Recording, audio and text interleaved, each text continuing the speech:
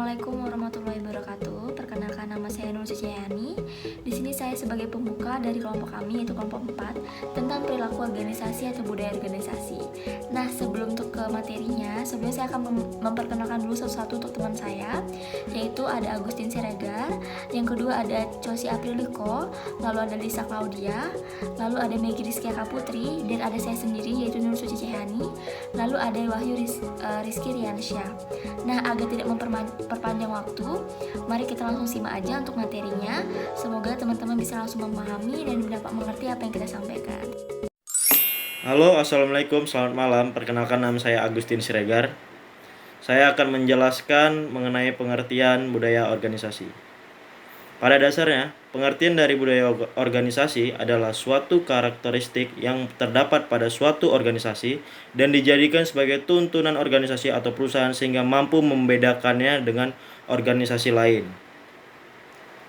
Itu artinya, hal tersebut adalah suatu norma dan juga nilai-nilai perilaku yang dipahami serta diterima oleh seluruh anggota organisasi dan juga digunakan sebagai dasar dalam aturan perilaku di dalam organisasi atau perusahaan tersebut. Perkenalkan, nama saya Cosi Apriliko. Saya akan membacakan materi budaya organisasi. Di sini saya akan menjelaskan karakteristik budaya organisasi. Berikut beberapa ciri ataupun karakteristik tersebut adalah: 1. Innovation and risk taking. 2. Attention to detail. 3. Outcome orientation. 4. People orientation. 5. Team orientation. 6. Aggressiveness. 7. Stability. Nama saya Lisa Claudia. Di sini saya akan melanjutkan pembacaan materi tentang tingkatan budaya organisasi. Dalam mempelajari budaya organisasi, ada beberapa tingkatan organisasi. Menurut Sein, apabila disusun dalam suatu skema bertingkat, maka topik suatu tingkatan budaya tersebut tersusun dari puncak sebagai berikut. Yang pertama itu adalah artefak. Nah, pada tingkat ini, budaya itu bersifat kasat mata, seringkali tidak dapat diartikan. Misalnya, lingkungan fisik organisasi, teknologi, dan cara berpakaian. Selanjutnya adalah nilai. Hal ini sulit diamati secara langsung, sehingga menyimpulkannya sering diperlukan wawancara dengan anggota organisasi yang mempunyai posisi kunci atau menganalisis dokumen. Nah, selain itu, nilai merupakan titik kerangka evaluasi yang dipergunakan anggota untuk menilai suatu organisasi. Yang ketiga adalah asumsi dasar, merupakan keyakinan yang dimiliki anggota organisasi tentang diri mereka sendiri. Nah, tentang orang lain, tentang hubungan mereka dengan orang lain, serta tentang hakikat organisasi mereka. Jenis atau tipe budaya organisasi menurut Neo dan Mondi. Nah, di dalam bukunya menjelaskan bahwa budaya organisasi itu terbagi dua bagian.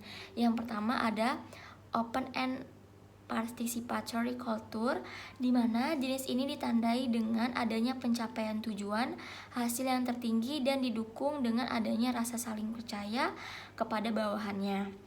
Sifat komunikasi yang terbuka, kepemimpinan yang suportif dan perhatian penuh, menyelesaikan masalah bersama, otonomi pekerja, dan berbagai seluruh informasi yang ada. Nah, yang kedua ada close and authority culture, di mana karakteristik ini dari jenis adanya pencapaian tujuan pada hasil yang tertinggi, tapi pencapaian ini akan dinyatakan dan dipaksakan di dalam organisasi dengan sifat kepemimpinan autokrasi yang kuat. Perkenalkan, nama saya Meggy Rizky Putri. Di sini saya akan menjelaskan tentang kegunaan budaya organisasi. Budaya organisasi memiliki beberapa kegunaan, yaitu sebagai berikut. Yang pertama adalah sebagai pembeda dengan organisasi lainnya. Yang kedua, sebagai identitas anggota sebuah organisasi. Yang ketiga, sebagai komitmen anggota di atas kepentingan bersama. Yang keempat, perekat sosial dengan menyediakan standar yang anggota harus lakukan dan katakan. Dan yang terakhir adalah mekanisme kontrol yang membentuk perilaku anggota organisasi. Baik, saya Suci. Di sini saya akan menjelaskan tentang fungsi dan peran budaya organisasi. Nah, perlu kita ketahui nih bahwasannya untuk seorang pemimpin itu dalam suatu organisasi akan memberikan peran yang sangat penting dalam hal bentuk budaya kerja di dalam organisasi. Nah, secara umum fungsi dan peran penting dalam organisasi itu ada 6. Yang pertama adalah meningkatkan adanya rasa kepemilikan dan loyalitas setiap karyawan di dalam perusahaan. Yang kedua ada digunakan sebagai alat untuk bisa mengorganisasikan setiap anggota. Yang ketiga meningkatkan kekuatan nilai suatu organisasi. Yang keempat, dijadikan sebagai mekanisme dalam mengontrol perilaku di dalam lingkungan pekerjaan. Yang kelima, mendorong seluruh struktur anggota untuk bisa meningkatkan performa kerja baik dalam jangka pendek maupun jangka panjang. Nah, yang keenam, dijadikan sebagai alat untuk menentukan arah di mana yang bisa dilakukan dan tidak bisa dilakukan. Perkenalkan, nama saya Wahyu Rizky Riansyah. Baiklah, di sini saya akan melanjutkan presentasi dari rekan saya sebelumnya, yaitu ciri-ciri perusahaan memiliki budaya organisasi. Pada umumnya, ada beberapa ciri atau karakteristik yang dapat menjadi indikator bahwa perusahaan tersebut memiliki budaya organisasi yang baik. Berikut diantaranya. Yang pertama, memiliki identitas resmi. Perusahaan yang memiliki budaya organisasi umumnya memiliki lokasi, perizinan resmi, dan nama perusahaan yang terdaftar secara resmi oleh pemerintah. Yang kedua, mampu memberikan status karyawan. Status karyawan yang dimaksud di sini adalah bukti konkret seperti tanda pengenal, nomor induk karyawan, surat kontrak, dan sebagainya. Yang ketiga, memiliki visi dan misi. Pada dasarnya, setiap perusahaan perlu menciptakan visi dan misi sedari awal mendirikan perusahaan. Dengan visi dan misi, perusahaan tersebut memiliki tujuan serta arah kerja yang jelas. Yang keempat, manajemen mampu bersikap transparan. Perusahaan yang memiliki budaya organisasi tentu tidak akan ragu untuk bersikap transparan terhadap para anggotanya. Nilai budaya yang satu ini bertujuan memberikan pemahaman terkait peluang karir dan kontribusi seperti apa yang dapat diberikan karyawannya kepada perusahaan tersebut.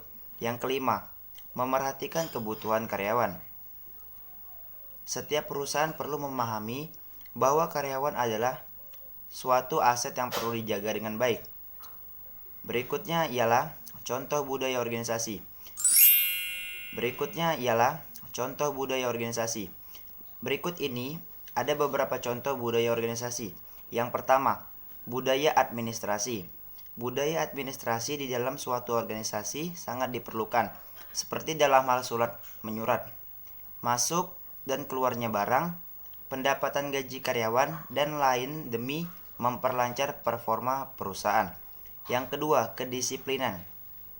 Budaya organisasi bisa berupa kedisiplinan seperti dalam hal ketetapan dalam menyelesaikan pesanan pembeli, budaya ramah kepada para pembeli, tidak datang telat ke kantor, dan lain-lain. Yang ketiga, pembagian wewenang yang jelas. Salah satu kunci keberhasilan suatu perusahaan adalah kemampuan perusahaan tersebut dalam hal membagi wewenang.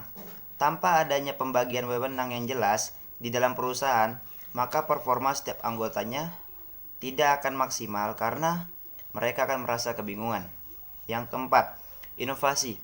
Inovasi merupakan budaya yang mampu memotivasi setiap anggotanya untuk mampu melahirkan atau mengembangkan berbagai ide yang kreatif dan inovatif demi kesuksesan organisasi tersebut. Sekian presentasi dari kelompok kami. Apabila ada kekurangan mohon dimaafkan.